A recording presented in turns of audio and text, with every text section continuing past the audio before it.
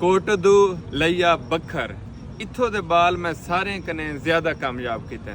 जरा साडा इस्लामाबाद का इंस्टीट्यूट है ISA इस्लामाबाद उनके तकरीबन 70% जेह्ड़े बाल हैं वो कोटदू दे हैं लैये दे हैं बखर दे हैं तो कुछ मियाँ आली दे हैं। इन्हें क्या किते सिख भी किते ने अपने स्टोर भी लॉन्च किते ने फ्रीलांसिंग ते वर्क करने पे और सारे कने ज़्यादा जी सारे कने सक्सेस स्टोरी है वो ही इलाके दी है। ये पहले जेह्ड़े बैच हैं कंप्लीट थी गए हुण नवां स्टार्ट थींदा पे नवे वास्ते वला मैं दावत दे सके को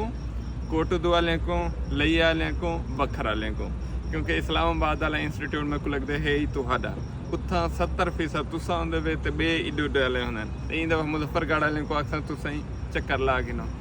तो इंस्टीट्यूट दे च असां हुण क्या करवांदे पे हुण जरा मैं नवां काम स्टार्ट कीता मैं टिकटॉक एड्स करवावणी है मैटा ऐड करवावणी है गूगल ऐड करावणी है इंदे बाद थी गया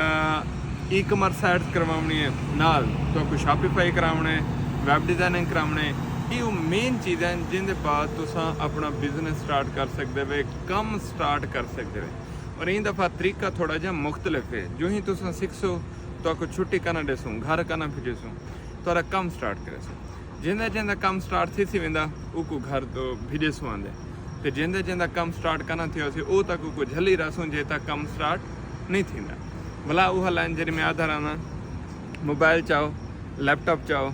इस्लामाबाद आओ ISA इस्लामाबाद हाँ नंबर मैं मेंशन कर देना पोस्ट अगर तुसा देखो ना तो को नंबर मेंशन थिया कड़े वो नंबर दे उत्ते तुसा